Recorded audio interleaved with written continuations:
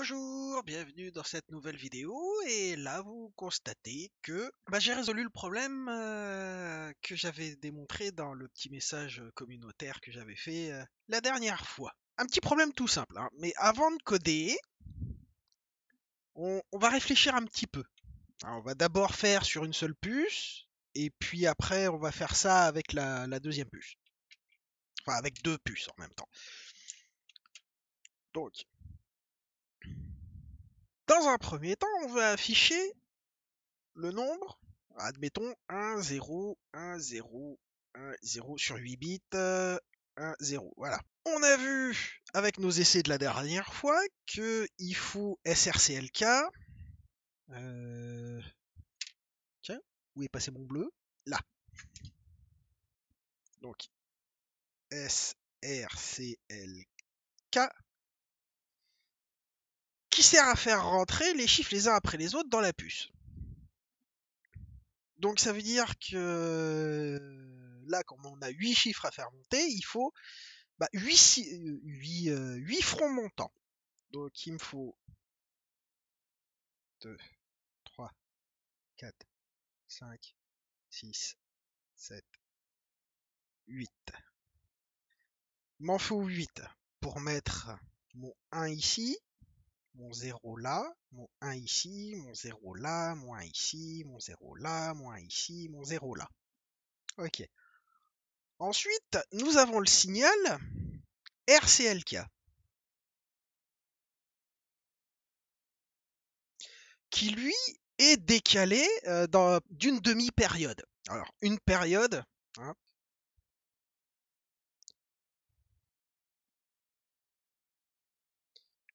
une période, c'est ça.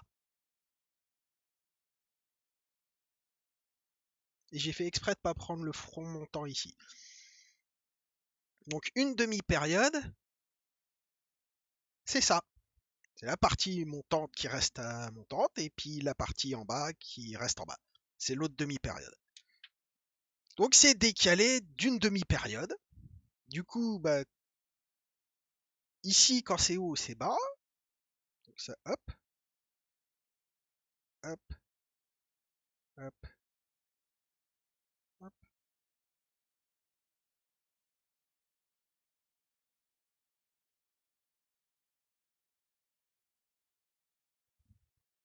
Merde, je me suis planté.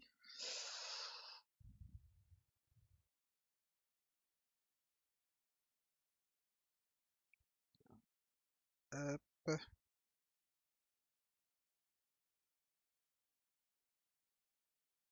Où est-ce que j'ai décalé, moi? C'est ici. Non? Hop.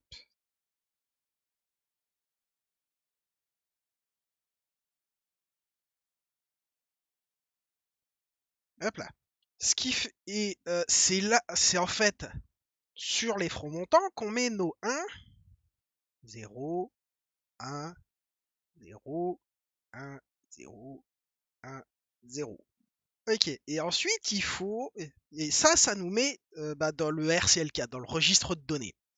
Et il faut le signal output enable qui soit à 1, ouais c'est ça, ou à 0, je ne sais plus, c'est pas très grave. Alors on constate là que pour notre affichage, pour l'affichage sur les LED, on va avoir besoin de déjà de nos 8 périodes complètes, mais on va avoir besoin d'une demi-période supplémentaire. Parce que si je fais ma boucle, d'accord? Donc j'ai SER.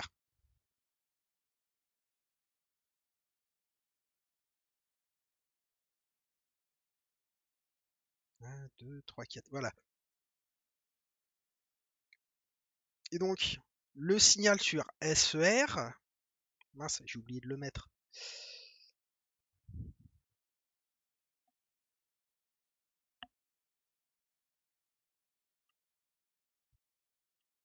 Donc, SER, ça sera copié sur SRCLK, c'est plutôt d'abord c'est plutôt l'inverse. C'est SRCLK qui sera copié sur SER. Non, oui, c'est ça. Alors on aura le signal. Hop, hop,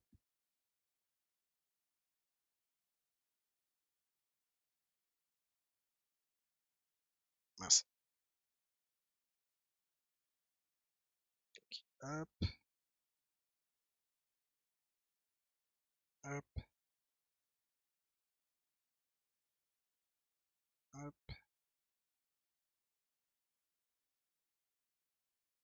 hop. Voilà. Là on aura 1, 0, 1, 0, 1, 0, 1, 0. Voilà.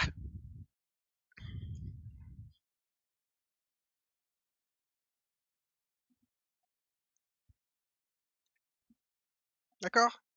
Donc ça, c'est les signaux qu'on va devoir générer dans notre boucle. Il faut d'abord stocker notre nombre binaire dans la mémoire de l'Arduino. Alors, 8 bits à stocker, ça tombe bien. Et même pour la conception générale du testeur, ça tombe bien parce que une variable, donc un entier classique dans la mémoire de l'Arduino, est codé sur 16 bits.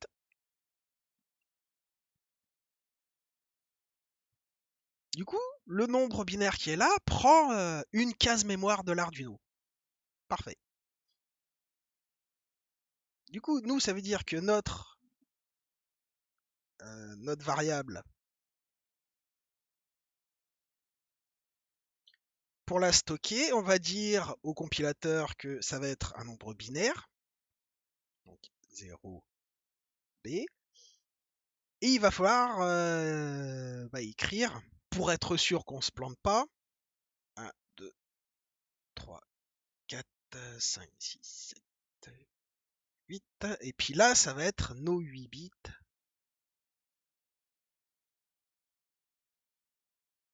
Hop, on barre tous les zéros pour bien dire que ce sont des zéros.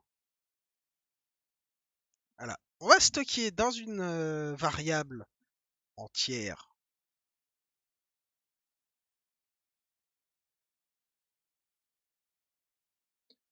ce nombre binaire-là. Et après, quand on passera au truc, on fera la même chose, mais sur 16 bits. Donc, je vais ouvrir l'IDE Arduino et puis, on va faire ça. Ok. Bon alors, première chose, on a besoin d'un entier pour stocker notre donnée. Donc, entier. Moi, pour éviter certains problèmes, j'ai l'habitude de spécifier que c'est un entier non signé pour les nombres binaires. Moi, je préfère. Mais normalement, ça change rien à ce qu'on fait. Donc, entier non signé, données. Et là, on dit qu'on écrit un nombre binaire, donc 0B. Et puis, comme on va reprendre notre signal de début, là, 1, 0, 1, 0, 1, 0, 1, 0. Hop là. Alors moi, j'utilise les broches 3, 4 et 5 pour mes signaux sur la petite carte Arduino. Donc, on va faire ça. SER égale broche SER qui va être un int classique égale 3.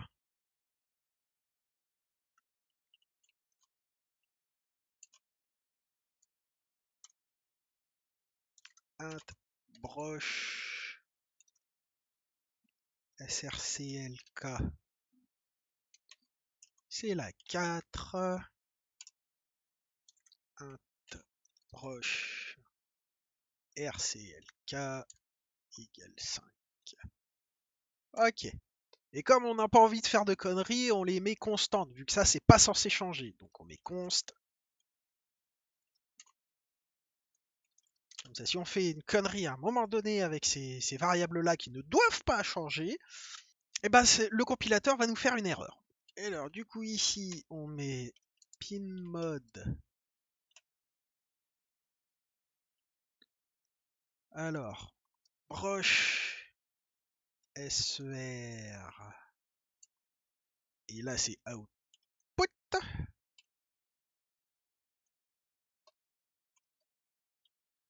Donc là, c'est SRCLK output. Là, c'est broche RCLK en output aussi. Donc maintenant, bah, on va utiliser ce que j'ai déjà fait la dernière fois pour pour lire notre nombre binaire. C'est que je vais faire un décalage vers la droite du nombre binaire pour en fait rentrer le dernier chiffre en premier, vu que c'est lui qu'on va décaler à la fin de notre nombre binaire. D'accord? Alors du coup, c'est for. Je vais utiliser une boucle for.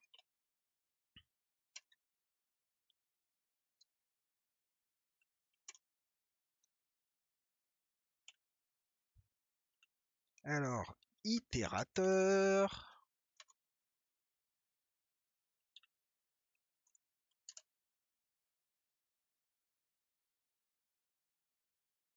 Donc nous avons 8 nombres à parcourir. Hein. Enfin,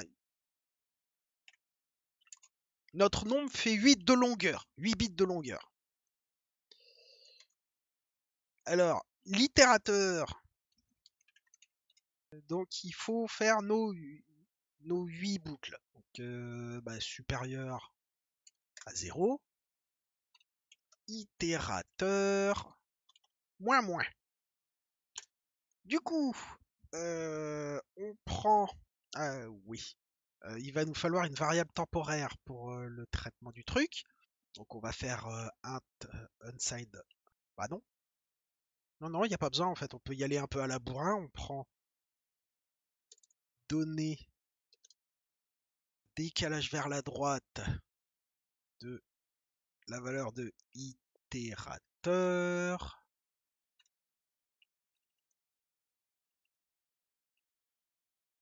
Par sécurité, je vais rajouter les zéros ici. 1, 2, 3, 4, 5, 6, 7, 8. Voilà. Comme ça, on a bien notre nombre à 16 bits qui est rentré correctement. Parce que j'ai toujours peur, si vous voulez, qu'ils mettent les zéros à la droite du nombre et pas à la gauche. Je suis déjà fait avoir une fois. Donc non, j'ai pas le choix d'avoir une variable temporaire ici. Donc int temp égale. Et puis on va faire unsigned pour continuer à garder. Ouais, bah de toute façon, j'ai pas le choix de faire unsigned int. Donc ça, en principe, ça me met le 1 vers la droite. Sauf que ça va me le décaler de 8. C'est pas forcément ce que je veux. Moi, je voudrais plutôt le décaler de 7, je pense. Bah, on va voir comme ça si ça marche. D'abord, on fait ça, on fait le décalage vers la droite. Et ensuite, on fait un et logique avec le masque binaire pour ne conserver. Parce qu'au fur et à mesure, on va moins décaler vers la droite. On va avoir un nombre de plus en plus grand. Et je ne sais pas quel va être le comportement de l'Arduino dans ce cas-là. Donc, je veux être sûr qu'il ne garde que le premier bit du nombre binaire que je veux qu'il traite. C'est simple, hein, on met 15 0 et un 1.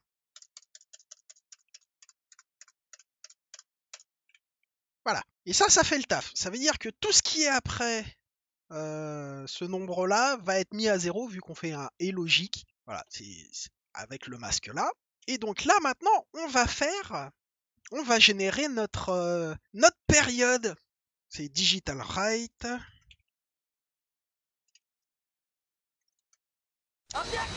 Ça s'écrit pas comme ça.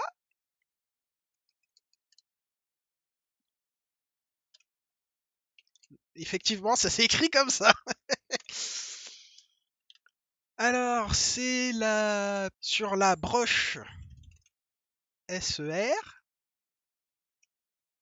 la valeur de temp. Ensuite, donc on fait un autre digital write. Donc d'abord notre broche SRCLK. Et là, on va le faire à la main, hein, donc on va la mettre à 1.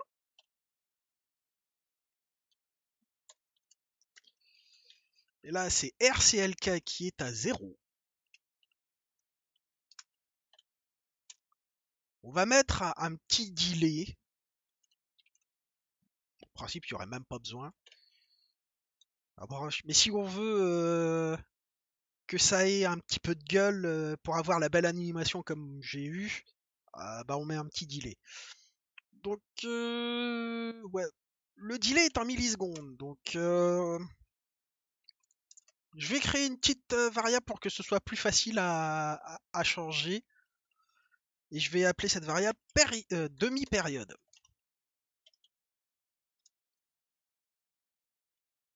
Et on va prendre 100 millisecondes. Et là, on met demi-période. Ensuite, on fait un digital write. Bah, c'est les deux broches SRCLK à 0. Digital write. Broche RCLK à 1. Voilà. Et en principe, ça fonctionne.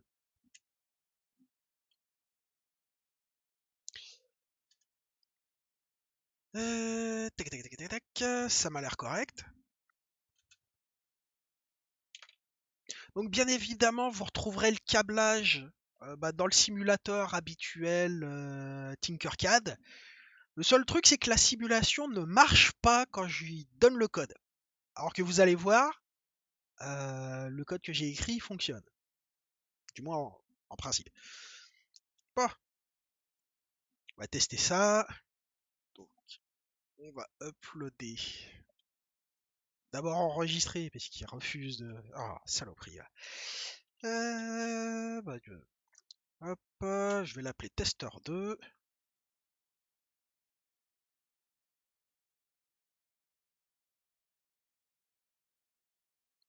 Alors,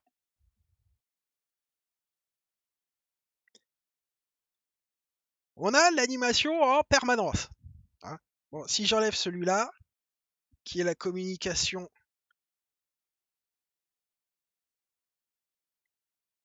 Voilà. Donc, je vais maintenant modifier la période pour avoir une belle animation. Il faut que je rajoute un delay demi-période ici.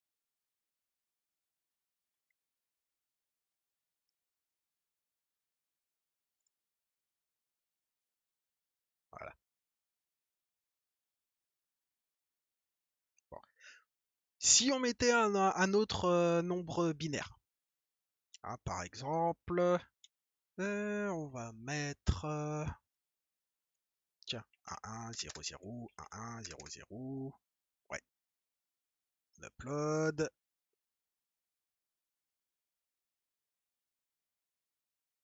Et là, on voit bien notre belle petite animation. Ok. Maintenant, je vais mettre en sortie de boucle ici un delay plus grand de 5 secondes. Delay. Hop. Pour vraiment marquer la fin de la boucle en fait et pour qu'on puisse voir ce qui se passe. Parce que là, on a la boucle qui s'exécute en permanence et puis bah, c'est tout quoi.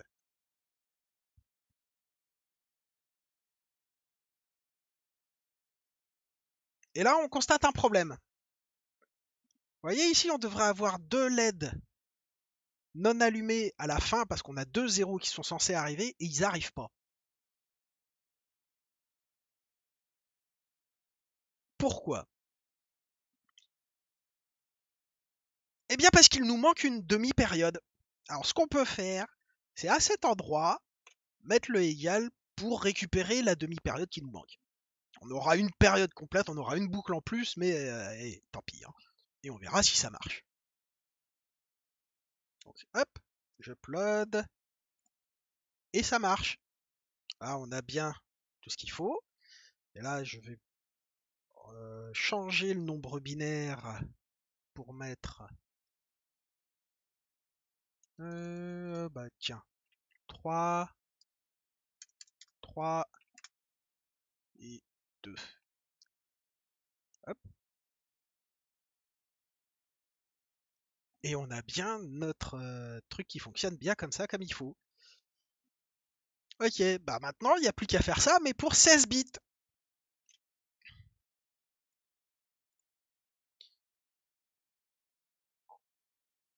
Bon, allez hop.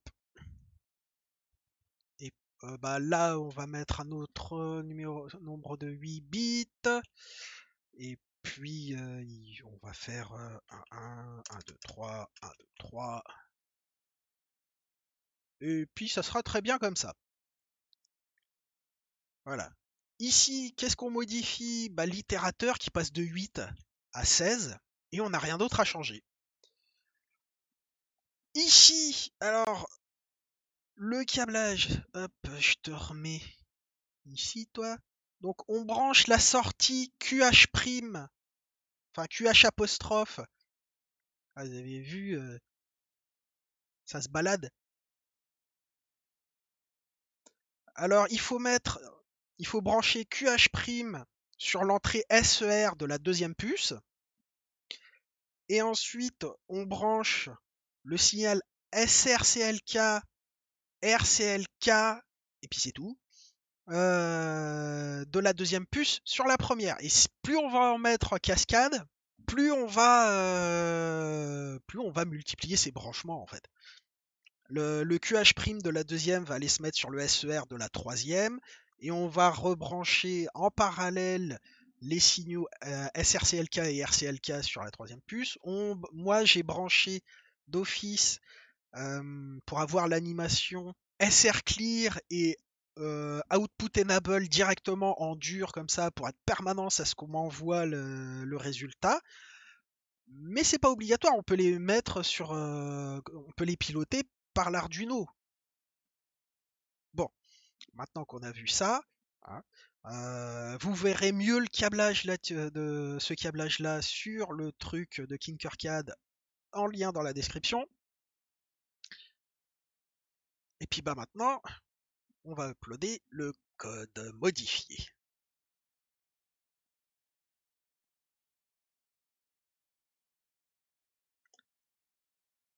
Alors, j'avais noté comme nombre binaire, que je vais noter ici, 1, 1, 3, 0, 1, 2, 3, 1, 2, 3, 3,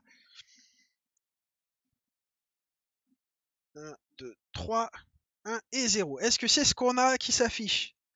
Parfaitement, c'est ce qu'on a qui s'affiche. Voilà, j'ai réussi, j'ai un truc qui fonctionne.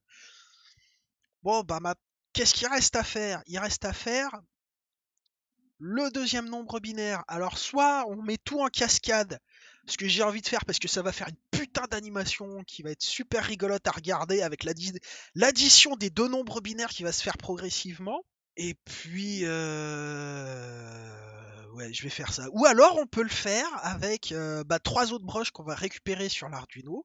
Et on refait ce montage-là pour avoir le truc qui va se faire avec les deux nombres qui se font remplir en parallèle et qui vont aussi se faire l'addition qui va se faire progressivement, qui peut être très rigolote aussi. Mais j'ai vraiment envie de tout mettre en parallèle pour n'utiliser que 3 broches sur l'Arduino en fait. Parce qu'après, je vais avoir besoin de 5 ou 6 broches supplémentaires sur l'Arduino pour piloter l'ALU.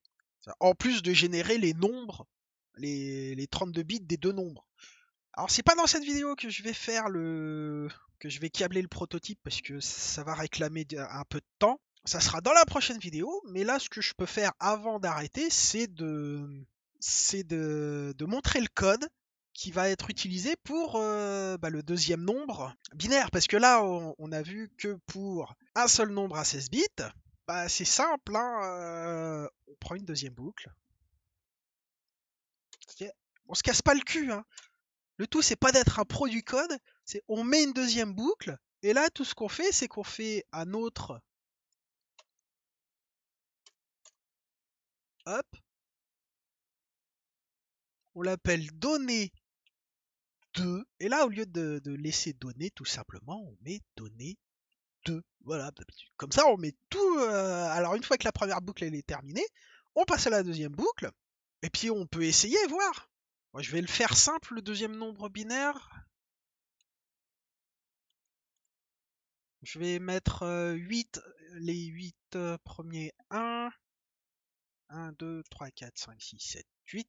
1, 2, 3, 4, 5, 6, 7, 8. Ouais, non, c'est bon. Ça me semble pas mal. Et là, du coup, on verra, s'il n'y a pas de problème, on va tester tout de suite. Sur le 16 bits, enfin sur l'affichage 16 bits, hop, si ça m'affiche correctement.